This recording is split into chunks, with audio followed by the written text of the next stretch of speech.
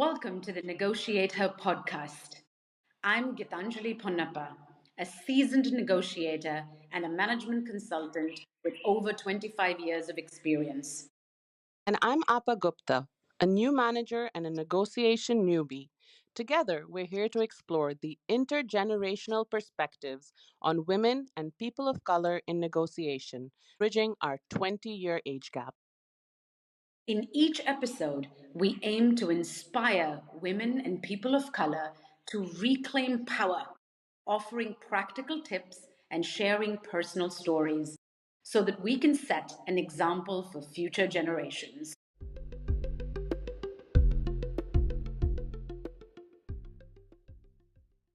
Welcome back to the NegotiateHer podcast. I'm Gitanjali and Apa, and today we are tackling one of the most critical aspects of negotiation, which is stakeholder assessment. But in that, we're going to specifically talk about the big five personality traits.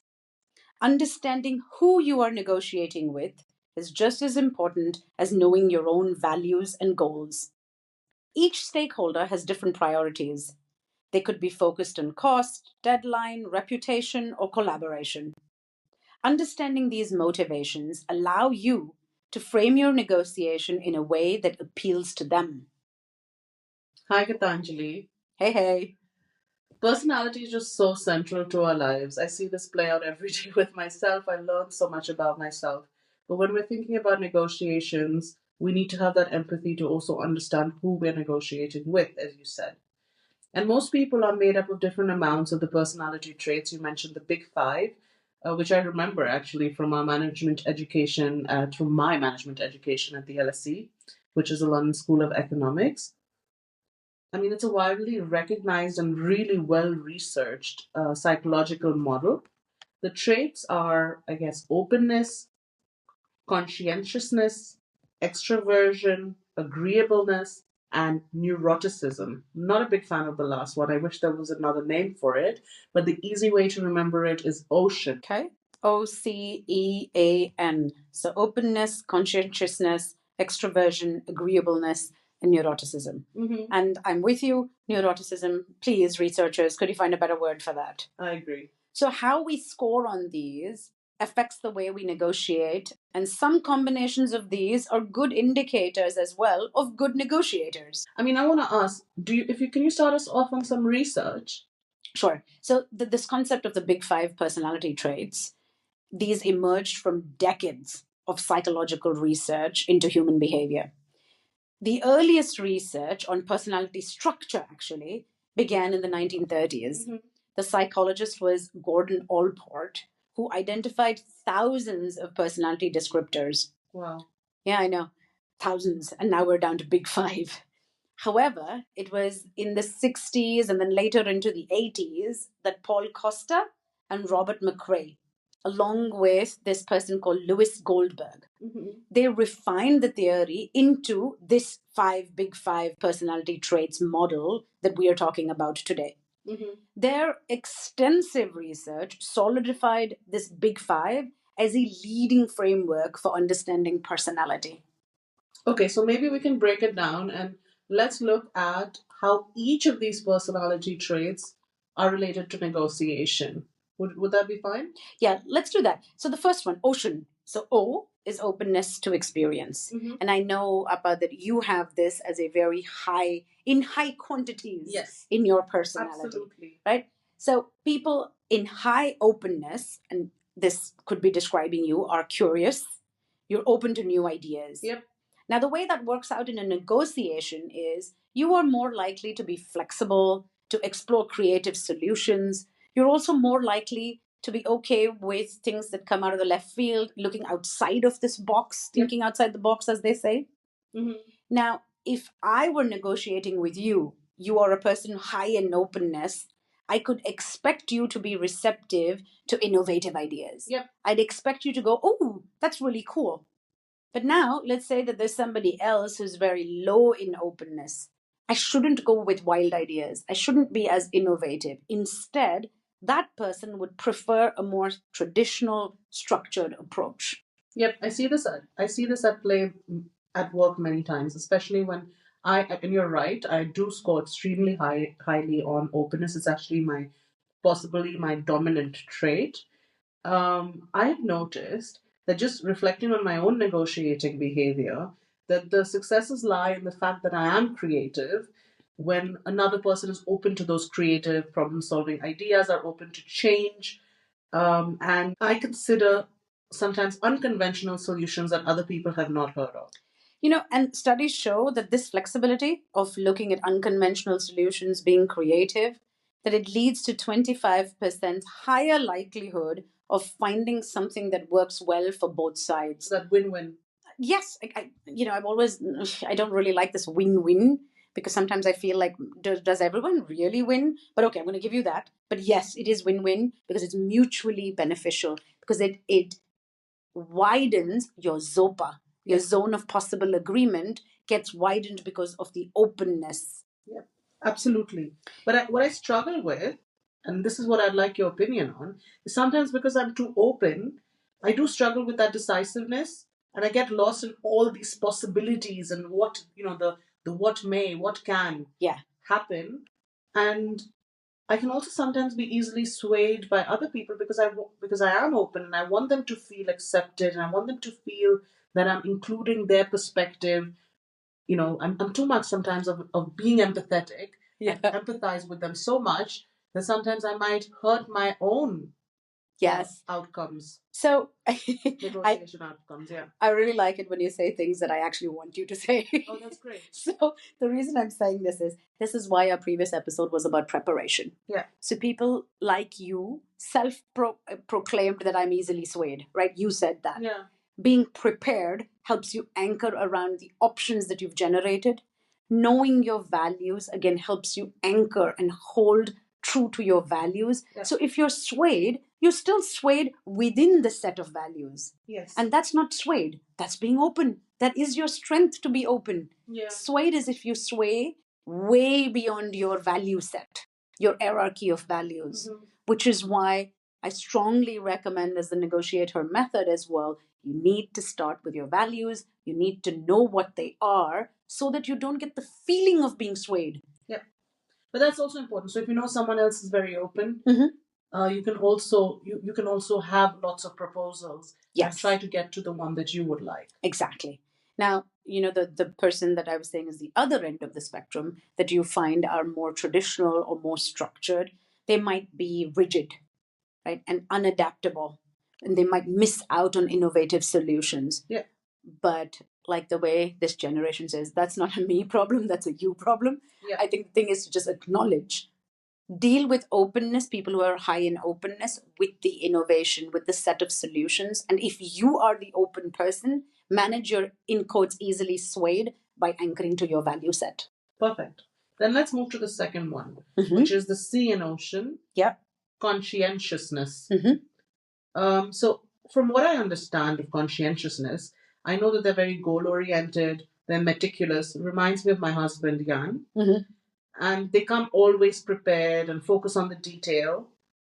But they are not as flexible because it disrupts their structured way of thinking, their organized approach. So just thinking about that, when I negotiate with my husband, it's very important for me to prepare negotiation is a nice word to put for my husband, but it's very important for me to have data backing any proposal that I have for him. Because he really values the data and the data points behind it. So I cannot have an emotional approach when I'm negotiating with my husband. I have to be data backed and I have to show that I've really thought things through.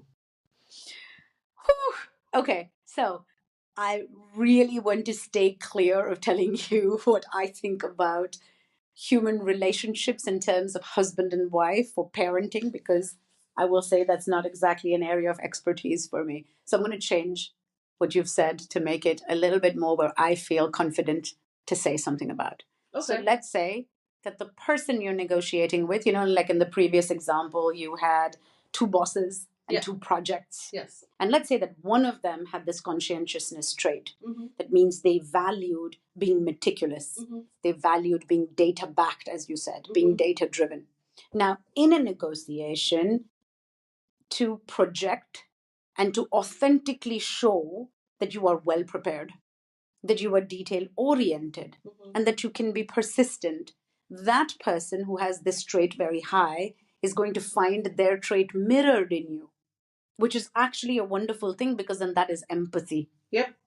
And I know for the previous one in over for openness, we said that being flexible leads to 25% higher, mutual benefit and mutual outcome. There's a similar trait, there's a similar data point like that, that being structured can lead to a 20% increase in favorable terms. Now, whether it's 25% or 20% or 30%, I think the point that I would like to make is, if the person you're interacting with is conscientious, how about you mirror that? Even though it might be a low trait for you. Makes sense. Absolutely. And I think that's what I also meant with the relationship example, because it's a good thing that he's conscientious. Yeah. And it's a very good trait for negotiators to have. And you can't go into a negotiation without having some data, having something to back what you're saying up. So I do believe that that's why I chose that as an example, because when I do want us to discuss something together and I know that this is an important factor for me, I need to be prepared. Yes. And, the challenge, though, with someone who's very high in conscientiousness, because you can be excessive in a trait. And when I say excessive, I don't mean good or bad. I just mean it's concentrated in you, right? When that happens, as a person who's very high in conscientiousness, they are hindered in their ability to adapt, because they have one way and they're very structured and organized about that. And they resist what they think is a compromise. They will resist that. They will resist a change in strategy in a way. And it makes it very difficult to pivot a negotiation. Therefore, going back to our previous episode of preparation, if you know this person is conscientious, make sure that when you engage, you actually have a horizon and a vision, and that you don't keep going right, left, zigzag on them. Because then that helps them to stay conscientious, but for you to achieve the goal that you need as well. It'd be interesting to see if there is if there is research on whether openness and conscientiousness can do exist together at high amounts.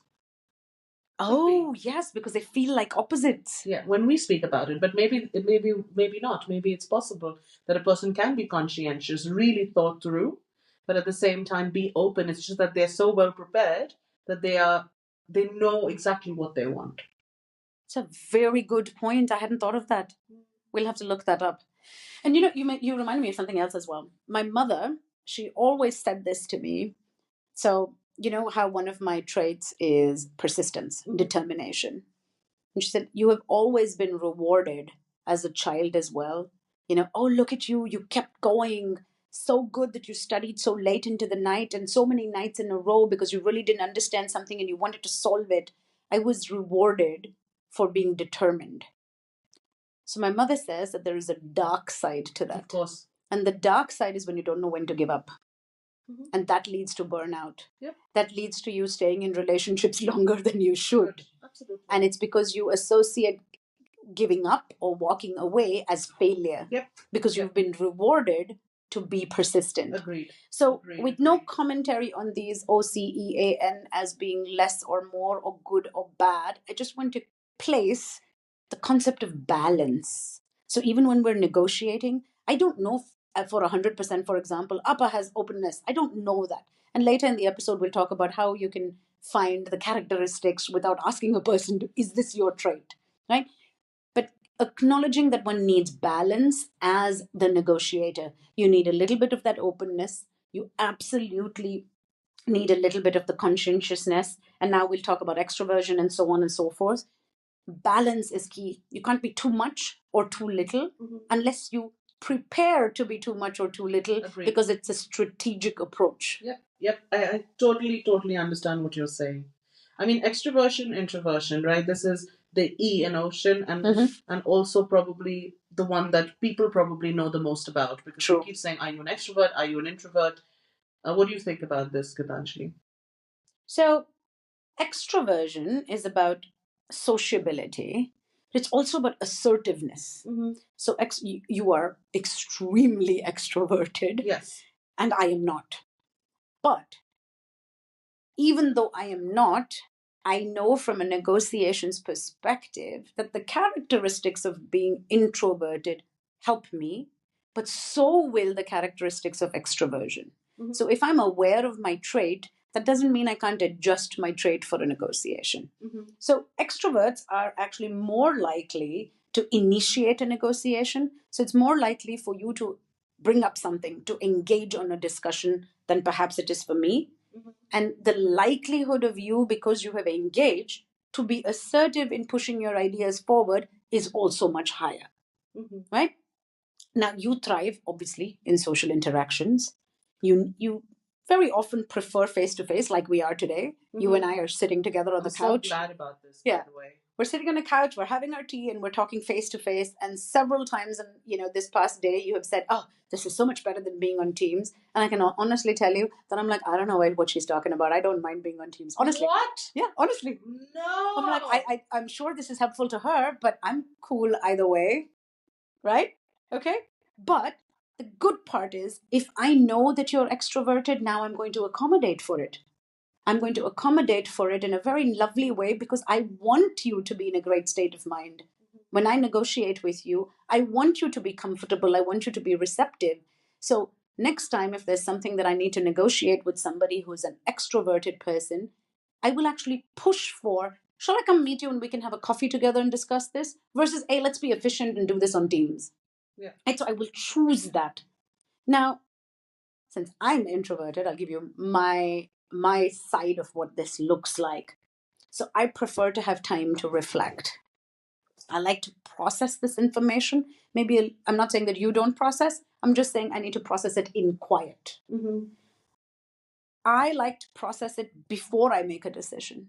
So, as an example, very, very minor example, I prefer when I have written out a script quietly on my own and then we collaborate on it. Yeah. Whereas as a personality type, I've noticed with you, you prefer to, hey, let's think out aloud and let's work on it together.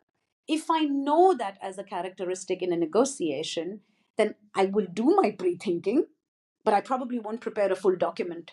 I will allow the other side and I to co-develop the document. You see the difference? We're both honoring being extroverted and introverted in a negotiation, but in this way. But I think this is also just reflecting that you also might be very high on openness because not everybody is giving space for the other person to be who they are. And actually, you're right, I do score very highly on extroversion. Yeah. But not as highly as you might think. Okay. And I am an extremely extroverted person. I do get my energy from other people. But as I get older, I feel like I'm an extroverted introvert. Oh, sure. So the people that actually give me energy is very few. But yes, you can put me anywhere in any party or any place. And at the end of it, I will know someone's life story. And I think that you have to take into a negotiation, that you're highly curious, that you're open, that you're extroverted and have the ability to get anybody's story. That's what it means to be a detective. So in the context of a negotiation, don't hold yourself back and be intimidated by it. Don't go in thinking it's a fight. Go in wearing your curiosity hat. Yes, and I do that. Yeah. But you know something? There is some research to show that extroverts don't do much better than introverts at negotiations. Okay, tell me about this. In 1998, there was a study from Vanderbilt University. The researchers Bruce Barry and Raymond Friedman found that extroverts were less successful than introverts in negotiating prices. However, the reason was because extroverts were easily swayed by the other person's starting offer, so they were anchoring a lot on the offer. And this was also shown that it was because the introverts had the time to silently think and reflect on what the other person was saying and come back with counter offers because they were able to understand the motivations of the other person. But when it comes to multiple issues, when you're negotiating not for a singular price, but for multiple issues at once, then the groups performed quite similarly. So then the takeaway from this really, let's just for the sake of argument, let's say you're fully extroverted and I'm fully introverted, just for the sake of our discussion. The takeaway for this should be you as an extrovert should expect that you might be swayed on a single issue. So therefore you need to be prepared. You need to know your values. You need to have come up with options that you can stay within. And me as an introvert, knowing that the extrovert is going to be swayed, I should use it to my advantage. Right? I guess so. I guess so. That's what it. I mean, that's what I would understand from it. Yeah. Okay, I quite like that. Because I think the point about negotiation should really be about that detectiveness.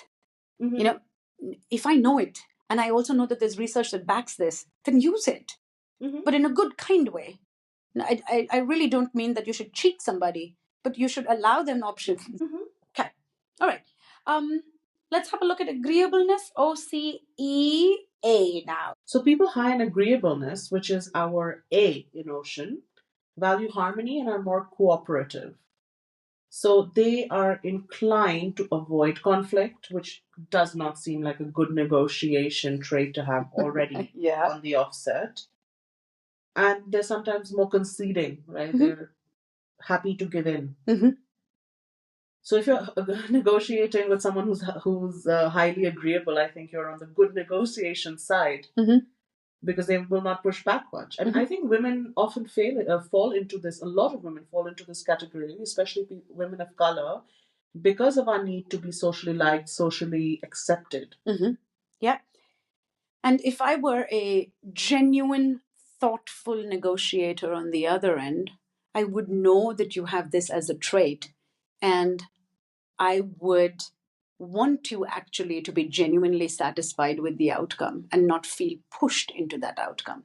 Because then I'm building a long-term relationship with you and not just a transactional, hey, I got my way because she's agreeable anyway and she accepted my solution anyway. Instead, I would want you to be actually happy with the outcome because I know you're so easily, in quotes, swayed.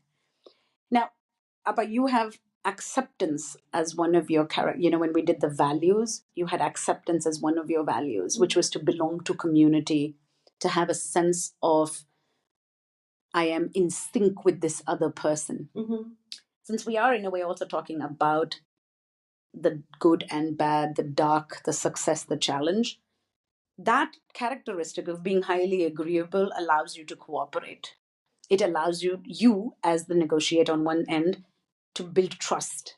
You're relationship focused. Those are all wonderful things in a negotiation. You're very good at crafting solutions that are win-win, because if you're high in openness as well, you'll have a wider set. But you value empathy. Yes. I do. Right?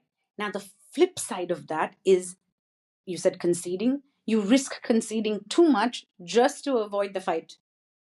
So the framing that I would like to suggest for anybody who self-identifies as agreeable or having the acceptance value is that be aware that you're probably conceding too quick.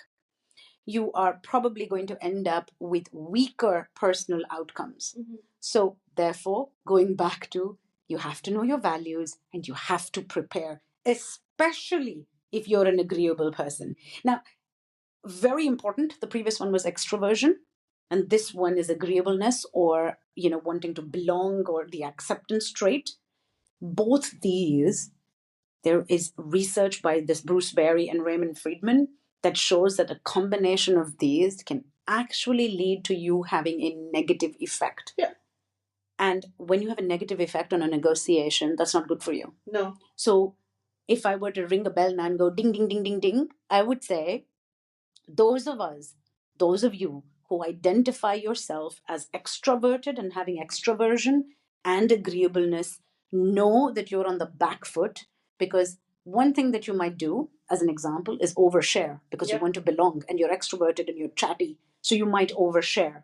And excessive information sharing actually could play a very negative role in that negotiation. So if you fall on extroverted or agreeableness, it would be wise to actually downplay that in a negotiation.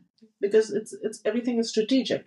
So if you're giving away information that actually helps the other party, then you're putting yourself at risk. Exactly. So when you go through the ocean, and if you happen to be open and extroverted and agreeable, put a red flag next to that for yourself and say, my preparation needs to be a different kind altogether.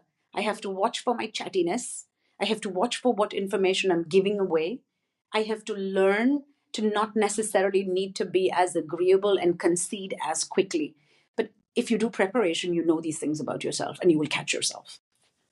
Absolutely. Finally, in ocean, N is neuroticism. It relates to emotional stability.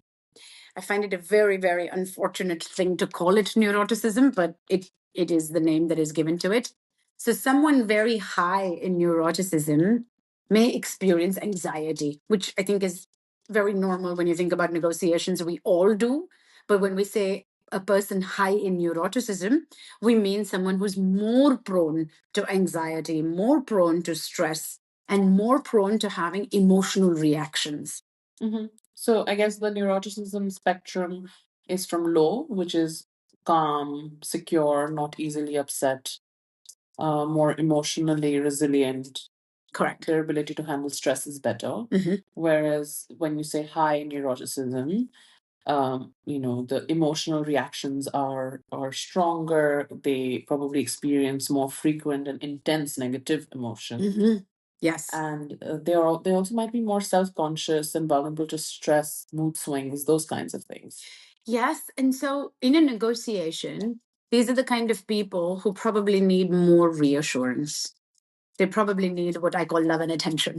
Mm-hmm. They just need a little bit more. Maybe someone who is very high in agreeableness or extroversion doesn't need that much love and attention because they're getting it from the environment, from the experience, from the engagement of it. Whereas the person high in neuroticism needs to have a little bit more clarity to feel comfortable. You probably need to show a lot more empathy and patience for this person. And I do believe that if you can recognize a person as being high on neuroticism, you need to prepare a little bit more for it. Mm-hmm. And if you are a person who's high on neuroticism entering a negotiation, Mhm. I think there might be some benefits during the prep phase because asking yourself if I can do this and how I can do this. And it's not about being self affirming here, it's really about anticipating potential problems, Mhm. Changing that possible anxiety that you might face Mhm. into some kind of a self reflection activity that could be useful for a person who is neurotic Mhm. when they're preparing for Yeah. a negotiation. So just thinking about again how the reframing of a weakness into some kind of strength. And the beauty of ocean is none of these in this format are considered weaknesses. They just are what they are. So if you are open, you are open. It doesn't mean that there are people who are closed. It's just a spectrum. Yeah. There's no negativity associated with it. It's just an acknowledgement and an awareness. So if I were to think about having a negotiations team, I'm negotiating a very large software contract, multi-year. I actually probably want someone on my team who is higher on the neuroticism because they are more likely to pay attention to detail. Mhm. They are probably hyper aware of risks. Mhm. So when there is a lot at stake, it's a positive thing to have somebody who is more prepared and probably also cautious. Mhm. I mean, it's a double-edged sword, as I think most of these. I mean, there are most of these traits. There are some better than others. I think neuroticism probably doesn't lend itself super well, Mhm. but at the same time, just to remember that yes, the detail is important, but this overcautiousness can also slow down the process. Like I remember one instance where my an ex-boss insisted on double checking every small detail during a workshop. And we were not saving the world. This wasn't really a negotiation. It was just a workshop. And it didn't matter if, a rectangle was a little bit more on the left or a little bit more on the right. And unnecessary details, in my opinion, at 10 p.m., which caused severe frustrations within the team. And yes, we were all, the next day it went very well. We were all very well prepared, but at what cost? Yes. And that's the thing. I think if you are dealing with a person who is high on neuroticism, or if you yourself feel that you are high on neuroticism, you tend to experience that nitpickiness, that anxiety and stress that does cloud your judgment. So on either side, you do have to prepare that you yourself will have emotional reactions, or the person that you're with, who is neurotic, will have that sort of an emotional reaction. So you have to practice remaining calm. You have to practice being able to negotiate even when your emotionality is very high or your emotional stability is very low. Yeah. And I mean, it's that excessive tendency to bargain, complain, antagonize the other party. And it just makes me think, especially with neuroticism, if it exists on both sides, if it's one neurotic person, I hate the word neurotic. Yeah, I know. I know. really dislike it. I really dislike saying it. But one neurotic person negotiating with another neurotic person, that might be a recipe for disaster. I think it would definitely be tough. And therefore, maybe it requires moderation. Maybe it's not two individuals, maybe it's teams where it can be balanced out. And the really, again, unfortunate and kind of sad thing about it is it's not just the outcome. The outcome might be fantastic. We do sign that deal. We do get that 5-year software contract that we're looking for. But the process. But the process, that the outcome is brilliant, but the process has worn everybody out. Painful. And the process does not enable future relationships because you're just worn out from it. Yep. So that's why people who are high on the spectrum for this really need to take the time to prepare to be able to manage their emotionality, because it has long-term impact on the relationships. Because after all, negotiation is about relationships. Even if it's a software contract, well, you want them to sign up for the next round, or you want them to expand that contract later. I'm less likely to want to sit down at the table with you if you are the bargaining, complaining, antagonizing kind of person. Yeah, and I completely get it when you're negotiating a contract. But when you're negotiating, say, within a team, yeah, I'm just here thinking with, again, two neurotic people. I think I have faced this. You actually are imagining two neurotic people right now. I'm imagining two neurotic people in my brain. The addition of a power dynamic. How, like, the only word I can think about is toxic, because it's really, and you said correctly, you need a moderator. You need somebody who is moderating this discussion, and it's fine when it's a negotiation of equals. But when it's a negotiation of unequals, and there's a power dynamic, and there's two people that are high on the neuroticism scale, it really is difficult. I fully acknowledge that it's difficult, but there are things that can be done for it. But it requires self-awareness. Yeah. And it requires awareness of the other person as well. Like, Both. I can't just be self-aware that I am very high on neuroticism. I have to recognize, oops, even Apa is. And then that facilitation comes in the form of, I make up an example that is a real life example, HR. It is the role of HR to help facilitate. It does not mean it's a bad thing at all. They're facilitating a discussion that of two people who are lower on the EQ spectrum, right? Perfectly okay. So what? And that's how there are entire legal businesses built on mediation. It's because there are different personality. It's a little bit like one of my friends was telling me about star signs and astrology and how he's recently discovered it. And I asked, like, why? And I liked his answer. He said, it's not so much as do I believe in it. It just gives me a way to look at something. It's a mechanism. Yeah. It's an extra tool to see if an Aquarius gets along with an Aquarius. Do I believe it? Maybe yes, maybe no, but it's an extra tool in my toolbox. Yeah. And I think Ocean is just that. It's an extra tool in your toolbox to try and understand another person and yourself, and tailoring what you do to get the outcome that you want based on OCEAN. Makes sense. Yeah, I'm just smiling because I was listening to a podcast between Adam Grant and Trevor Noah, and Adam Grant talks about how he absolutely does not believe in star signs, and Trevor goes, "Oh, that sounds like such an Aquarius thing to say." It just really made me laugh. Yeah. But yeah, I think we've kind of covered all of the traits, and it's just interesting to see how they lend themselves in the negotiation context. So, to assess someone's personality type, especially if you're negotiating with them for the first time, you really need to look for clues in their communication style and behavior to be able to think, what is my best guess of these 5 traits? How open are they? How conscientious do I think they are? So, for example, with openness, it's do they seem curious and open to new ideas? In conscientiousness, are they detail oriented? Are they well prepared, or are they being more spontaneous? Yep. The other 3, extraversion, of course, talkative, assertive, versus more pensive, reserved, thoughtful. Agreeableness would be, I guess, are they trying to reach some kind of consensus? Are they preferring harmony and cooperation? Or do you see that, spark of competitiveness? And of course, we just discussed neuroticism. It's the emotional aspect of things. Yeah. Are they calm or are they more reactive and anxious around it? I was one of my clients. She is the head of a sales team, and we discussed ocean actually, and we made a short list like you just did about a rapid way to recognize O, C, E, A, and N in themselves as a team and in potential clients. So if you're in a conference and you're going to ask somebody, hey, can you step away and have a 30-minute coffee conversation with me about a topic? How do you make a snap judgment? And those snap judgments are called thin slicing.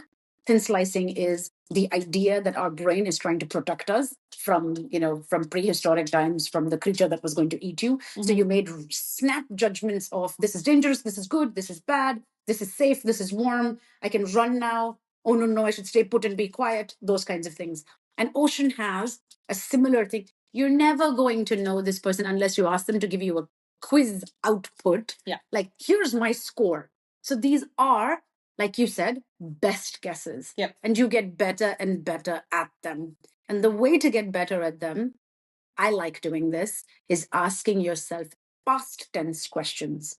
How did it go? What did that person say? So you do a little bit of an assessment to look at patterns of how did they make decisions? What were their responses like?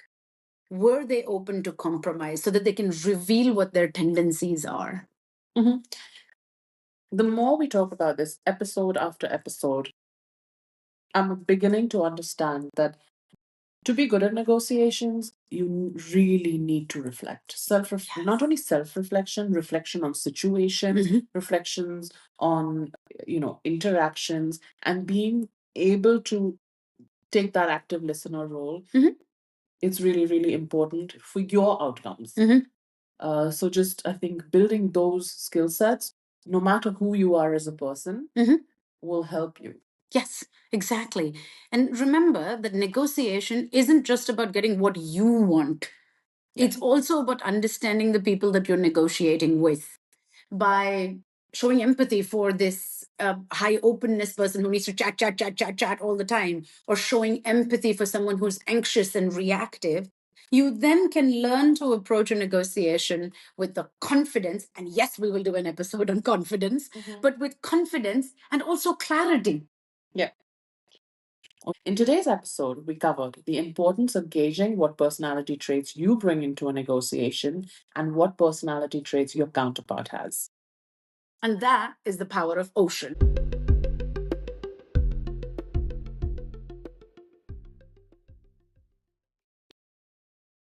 That's a wrap for this episode of Negotiate Her.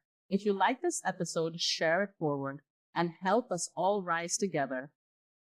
Your voice matters. Stand up for yourself. And when you can, stand up for someone else too.